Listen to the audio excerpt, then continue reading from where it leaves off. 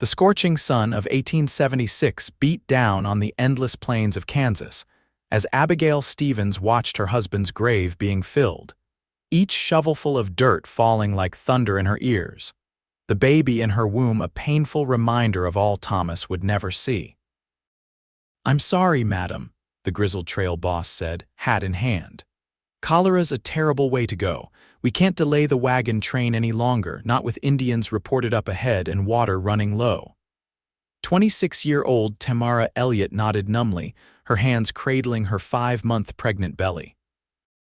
The wagon train to Oregon had been their dream, Thomas's dream, a new beginning far from the crowded streets of St. Louis, where opportunities for a carpenter were dwindling. Now he lay buried beside the trail, one more unmarked grave on the journey west. "I understand," she managed, her voice barely above a whisper. "I'll be ready to move on at first light." But as she turned to walk back to her wagon now, she overheard the trail boss speaking to his assistant. "The woman can't manage alone. She'll slow us down, put others at risk. We'll have to leave her at Fort Carson when we reach it. It's only 3 days' ride. 3 days. 3 days until she would be abandoned at some frontier outpost with no money, no family, and a baby coming in 4 months. Her knees nearly buckled beneath her. "Excuse me, madam." Tamara turned to find a tall figure silhouetted against the setting sun. His face was shadowed beneath a wide-brimmed hat, but she could make out a strong jaw dusted with several days' worth of stubble. "I couldn't help but overhear," the man said, his voice low but clear. "I'm heading back east myself to Marysville. If you're of a mind, I could see you there safely." "And who might you be, mister?" the trail boss demanded, stepping between them. The stranger removed his hat, revealing sun-bleached hair and eyes the color of a winter sky. "Name's Andrew Sloan." "Most folks call me Drew." "And why would you detour to help a woman you don't know?" the trail boss pressed. Drew Sloan's gaze never wavered. "Because it's what any decent man would do." Tamara studied him carefully. His clothes were trail-worn but clean, his rifle well-maintained. Unlike the rowdy cowboys who sometimes shadowed the wagon train, there was a quiet dignity about him. "I have family in Marysville," Tamara said softly, the lie coming easily. She had no family anywhere, but she wasn't about to admit that. "If you could take me there, I'd be grateful." The trail boss frowned. "Mrs. Elliott, I strongly advise against. My husband is dead," Tamara interrupted, a new strength in her voice. "I need to think of my child now. Marysville is closer than Oregon, and I'd rather be there before winter comes." Later that night, as Tamara sat beside her small campfire, Drew approached with a plate of beans and salt pork. "Thought you might be hungry," he said, handing her the food. "Thank you." She accepted the plate, realizing she hadn't eaten since morning. "Why are you really doing this, Mr. Sloan?" He settled across from her, the firelight casting shadows across his weathered face. 5 years ago, my sister found herself in a similar situation. Husband dead, baby on the way, no one stopped to help her. He stared into the flames. She didn't make it through the winter. Tamara's throat tightened. "I'm sorry." "So am I." He looked up at her. "We'll leave at first light. It's about 2 weeks to Marysville if the weather holds. You have a good wagon and horses." "Yes," Thomas was thorough in his preparations. "We have supplies too." "Good, we'll need them." He stood, towering above her. "Get some rest, Mrs. Elliott. Tomorrow will be a long day." Before dawn, Tamara awakened to the sounds of the wagon train preparing to depart. She dressed quickly, her fingers fumbling with the buttons of her dress as they stretched across her expanding middle. Drew appeared as she was hitching the horses to the wagon. "Let me help with that. I can manage," she insisted, though her back ached with every movement. He didn't argue but stood watching until she finished, then nodded with what might have been approval. "You've done this before." "Thomas taught me. He said I should know how to manage everything myself, just in case." Her voice faltered. "I didn't think just in case would come so soon." The wagon train departed northward while Tamara and Drew turned east, back the way they had come. The vastness of the prairie stretched before them, the tall grass rippling like an ocean in the morning breeze. "Have you been to Marysville before?" Drew asked as they traveled. "No," Tamara admitted. Thomas and I were from St. Louis originally. What's it like, growing? The railroad came through a few years back. There's work to be found, decent folk. He glanced at her. What did your husband do? He was a carpenter, a good one. Drew nodded. Those skills are always needed on the frontier. They traveled in companionable silence after that, stopping at midday to rest the horses and again at nightfall to make camp. Drew insisted on doing the heavy work, though Tamara helped where she could. That night, as they ate a simple supper of hardtack and dried beef, Tamara studied her unexpected guardian. In the glow of the campfire, she could see the lines of weariness etched around his eyes and mouth. You never said what takes you back to Marysville, she ventured. Drew's hands stilled. No, I didn't. Is it home for you? It's where I keep my things, he answered, his tone making it clear the subject was closed. The days fell into a pattern. They would rise with the sun, travel until the heat of the day became too intense, rest through the worst of it, then continue until dusk. Drew was unfailingly polite but maintained a careful distance, never speaking of himself unless directly questioned. On the fourth day, as they crossed a shallow stream, one of the wagon wheels caught on a submerged rock. The wagon lurched violently, nearly throwing Tamara from her seat. Whoa, Drew called, bringing the horses to a halt. He jumped down to inspect the damage. Wheels cracked. We'll need to fix it before we can continue. Tamara climbed down awkwardly, one hand bracing her back. How bad is it? Bad enough. I'll need to remove the wheel, reinforce it. He looked up at the sky. We'll lose half a day at least. They made camp beside the stream. While Drew worked on the wheel, Tamara gathered wood for a fire and set water to boil for coffee. The labor felt good after days of sitting on the wagon bench. You're handy for a city woman, Drew observed as she efficiently set up their camp. My father believed in practical education, she replied, not looking up from her task. He taught me to shoot, too. That's fortunate. Not many women I've met could handle themselves out here. And how many women have you met, Mr. Sloan? The question slipped out before she could stop it. A ghost of a smile crossed his face. Enough to know you're unusual, Mrs. Elliott. As the days passed, Tamara found herself watching Drew when he wasn't looking. The way his hands, calloused but gentle, handled the horses. The vigilance with which he scanned the horizon each morning. The rare smile that transformed his serious face when she said something that amused him. They encountered few people on their journey. Once, a group of Pawnee hunters crossed their path. Drew spoke to them in their language, exchanging what seemed to be pleasantries before they rode on. You speak Pawnee? Tamara asked, impressed. Enough to avoid trouble, he replied. They're good people if treated with respect. Not the bloodthirsty savages the newspapers describe. Drew's expression hardened. Most of what those Eastern papers print is nonsense written by men who have never set foot west of the Mississippi. People are people, Mrs. Elliott, some good, some bad, regardless of the color of their skin. On the 10th day of their journey, the baby kicked so forcefully that Tamara gasped, clutching her belly. Drew was at her side instantly. What is it? Are you all right? Yes, she assured him, laughing a little. The baby is just letting me know he's there. Hesitantly, Drew reached out a hand, stopping just short of touching her. May I? Tamara nodded, taking his hand and placing it on the spot where the baby kicked again, as if on cue. Drew's eyes widened in wonder. Strong little one. Like his father, Tamara said softly, suddenly acutely aware of Drew's calloused hand against her dress, the warmth of it seeping through the fabric.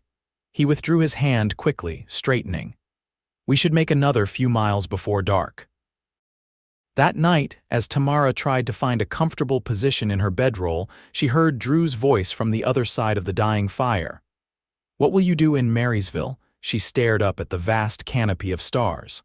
I don't know, she admitted. I have some money saved. Enough to rent a room somewhere until the baby comes. After that. She trailed off, the uncertainty of her future suddenly overwhelming. You have no family there, do you? His voice was gentle, without accusation. Tamara closed her eyes. No, I have no family anywhere. Why did you lie? Would you have helped me if I'd told the truth? That I'm alone in the world with nothing but this wagon and a baby on the way, the silence stretched between them, broken only by the pop and crackle of the embers. Yes, he finally said, I would have. The 13th day brought storm clouds rolling across the prairie. By mid-afternoon, the sky had darkened to an ominous gray-green, and the wind picked up, bending the tall grass almost horizontal. We need to find shelter, Drew called over the rising wind. There's a line of trees about a mile ahead. Might be a creek there. They pushed the horses hard, reaching the small grove just as the first fat raindrops began to fall. It was indeed a creek, with a steep embankment that provided some protection from the wind. Drew quickly unhitched the horses and secured them beneath the trees while Tamara stretched a tarpaulin from the wagon to create a crude shelter. They huddled beneath it as the storm unleashed its fury, rain pounding the canvas and lightning splitting the sky. Will the wagon be safe? Tamara shouted over the thunder. Should be, Drew replied, though he looked concerned. This is coming up fast. A particularly violent gust of wind tore at their shelter, threatening to rip it away. Drew lunged to secure it, putting his body between Tamara and the worst of the elements. They ended up pressed together, his arm around her protectively. Sorry, he muttered, trying to maintain a respectful distance in their confined space. Don't be, she said, surprising herself with the response. The warmth of him was comforting against the chill of the storm. For what seemed like hours, they remained that way, Drew occasionally venturing out to check on the horses and the wagon. When he returned the last time, he was soaked to the skin. Here, Tamara said, offering him a blanket from her supplies. You'll catch your death. Worried about me, Mrs. Elliott? There was a teasing note in his voice that she hadn't heard before. Someone has to be, she replied, helping him wrap the blanket around his shoulders. Their hands touched and neither pulled away immediately. In the dim light beneath the tarpaulin, Tamara could see droplets of rain clinging to his eyelashes, the strong line of his jaw. The moment stretched between them, charged with something neither was ready to name. Then a loud crash of thunder broke the spell and Drew moved away, clearing his throat. Storm's moving on, he said, his voice rough. Should be clear by morning. Morning brought a washed, clean world, the grass glistening with raindrops and the sky an impossible blue, but it also brought trouble. The creek had risen overnight, and the ground where they'd camped was now a sea of mud. Wagons stuck, Drew announced after inspecting their situation. We'll have to wait for the ground to dry some before we can move on. They spent the day making the best of their forced delay. Drew fished in the creek, catching enough for a decent meal, while Tamara took the opportunity to wash clothes and air out supplies that had gotten damp during the storm. As the sun began to set, turning the western sky to gold, they sat side by side on a fallen log, sharing a pot of coffee. Tell me about Thomas, Drew said suddenly. Tamara's hands tightened around her tin cup. What do you want to know? Whatever you'd like to tell me. She was silent for a long moment, gathering her thoughts. He was kind, steady. The sort of man who always knew what he wanted and worked toward it methodically. A sad smile touched her lips. I used to tease him about planning everything down to the minute, but it made him an excellent carpenter, precise, detail-oriented. How did you meet? At a church social. I was new to St. Louis, working as a seamstress. He asked me to dance, and I thought he was the most serious young man I'd ever met. Her smile grew warmer at the memory. It took me 3 dances to make him laugh, but when he did, I knew I wanted to hear that sound again. Drew nodded, his eyes on the rippling water of the creek. He sounds like a good man. He was. Tamara hesitated, then asked, What about you? Have you ever been married? No, the word hung between them, unadorned, never found the right woman. Drew set his cup down, running a hand through his hair. Never stayed in one place long enough to look, I suppose. Why not? He was quiet so long she thought he wouldn't answer. Finally, he said, after the war I couldn't settle, kept feeling like I needed to keep moving. You fought in the war? Tamara asked, surprised. Union cavalry, joined up in '63, fought until Appomattox. His voice was flat, as if reciting facts about someone else. Came west afterward. Seemed like a good place for a man who didn't know what to do with peace. And have you found what you were looking for out here? Drew looked at her then, really looked at her, his blue eyes intense. I wasn't looking for anything, Mrs. Elliott, that's the point. Tamara, she said softly. After all this time, I think you can call me Tamara. Tamara, he repeated, her name sounding different in his voice. And I'm Drew. The ground was dry enough by the next morning to continue their journey. As they approached the outskirts of Kansas, the landscape began to change, the endless prairie giving way to more trees, more signs of settlement. They passed farms with neat fences, small crossroad communities. 2 days later, they crested a hill and Drew pointed ahead. Marysville. We'll be there by nightfall. Tamara felt a strange tightness in her chest. Their journey was ending. Soon she would be on her own again. What will you do? She asked. After you've delivered me safely to town, Drew didn't answer immediately, his eyes fixed on the horizon. I've been thinking about that. I have a small place outside of town. Nothing fancy, but there's good grazing for horses. I've been breeding and training them whenever I'm not on the trail. That sounds like a good life. It could be, he agreed. For the right person. They rode in silence after that, each lost in their own thoughts. As the sun began to set, they entered Marysville proper. The main street bustled with activity despite the late hour, the railroad depot at the far end a hive of coming and going. Drew guided the wagon to a respectable-looking boarding house on a side street. Mrs. Hendricks runs this place. She's a widow, takes in mostly women. She'll give you a fair price. Tamara nodded, suddenly uncertain. The town, though not large by Eastern standards, seemed overwhelming after 2 weeks on the trail with only Drew for company. Mrs. Hendricks proved to be a brisk, no-nonsense woman in her 50s with kind eyes that took in Tamara's condition without comment. I have a room on the first floor that might suit, she said. Less stairs for you to manage as your time approaches.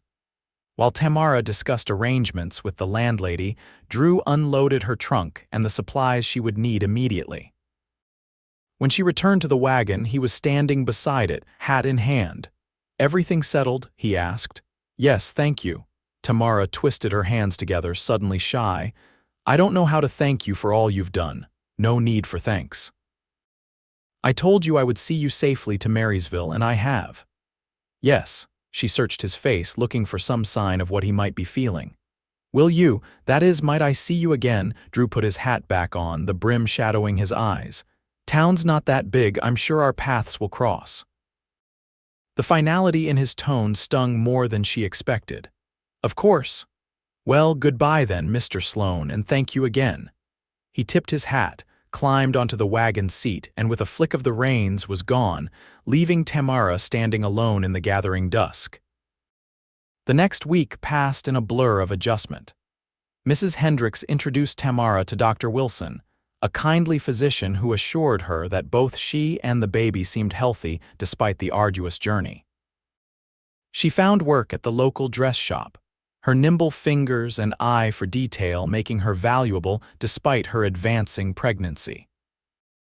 But each night, as she lay in her narrow bed, Tamara found herself thinking of Drew, his quiet strength, his rare smiles, the gentleness with which he had treated her despite her deception about having family in Marysville.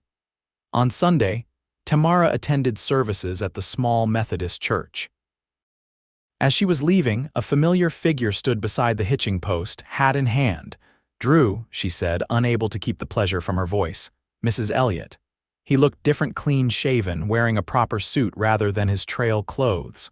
I hope you're settling in well. Yes, thank you.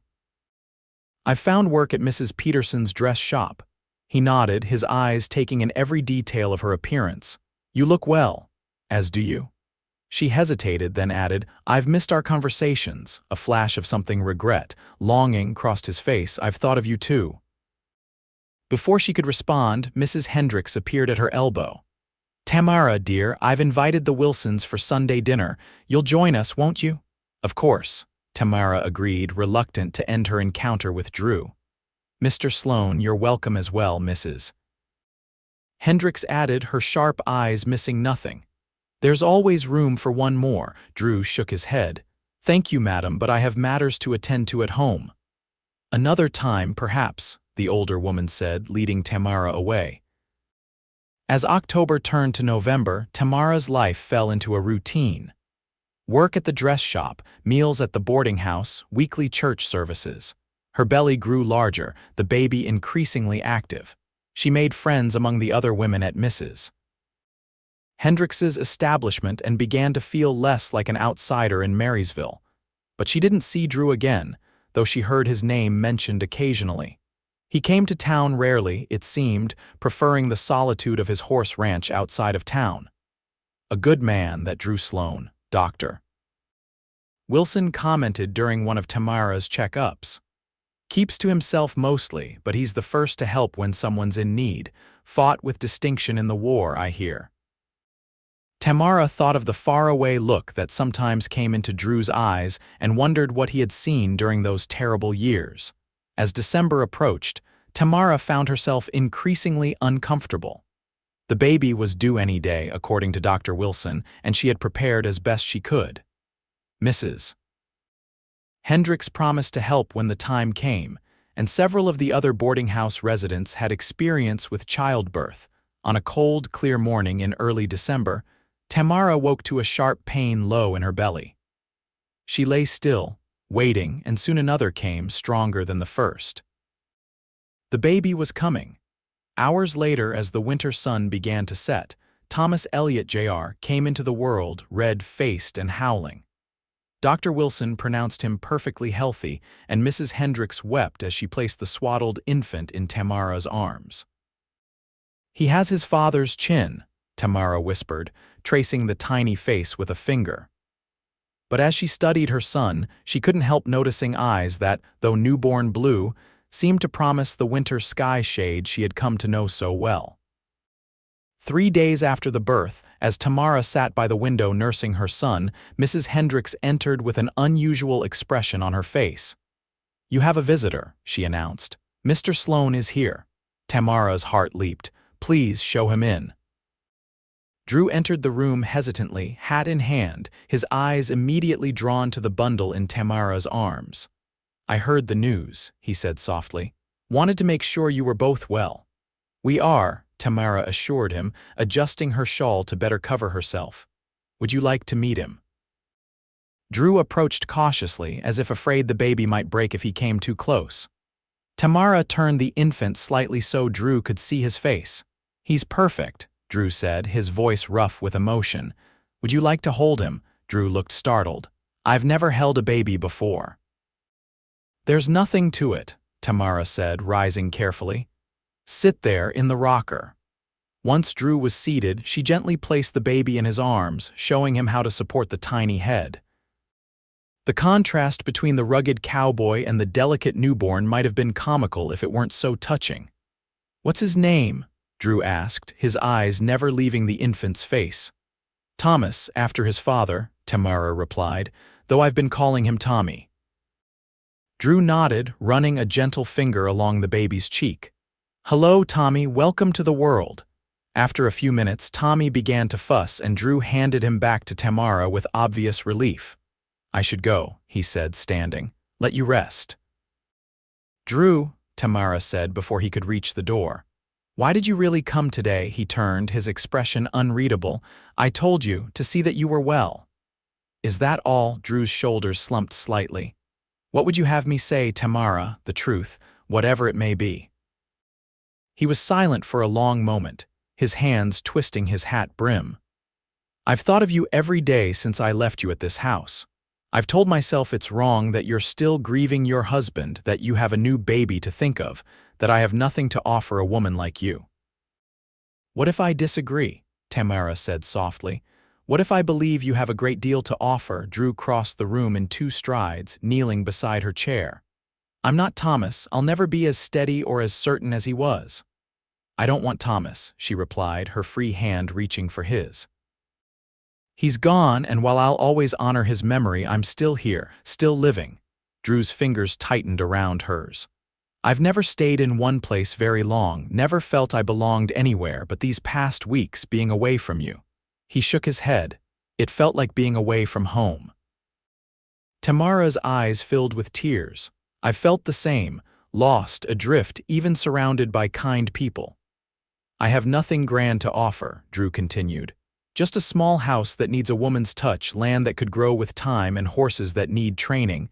And yourself? Tamara asked. Do you offer that as well? Every part, he promised. Though it may take time for all the pieces to fit together properly, I'm still finding them myself. Tamara reached out, touching his face gently. We have time, Tommy and I aren't going anywhere. Drew leaned into her touch, his eyes closing briefly. I never expected to find you out there on the trail, never thought I'd find any kind of peace after the war. Sometimes the things we don't seek are exactly what we need, Tamara said. You promised to see me safely home, Drew. Maybe you didn't realize you were bringing me to yours. 6 months later, on a bright June morning, Tamara Elliott became Tamara Sloan in a simple ceremony at the Methodist Church. Tommy, sturdy and smiling at 6 months old, was held by Mrs. Hendricks, who wept openly as Drew and Tamara exchanged vows. The small house Drew had spoken of soon rang with laughter and, 2 years later, with the cries of another baby, a daughter they named Hope, for what they had found in each other against all odds. In time, Drew's nightmares from the war faded, though they never disappeared entirely. On the nights when he woke, shaking and disoriented, Tamara would hold him, reminding him that he was home, that he was loved, that he had found his place in the world. The horse ranch prospered under their joint care.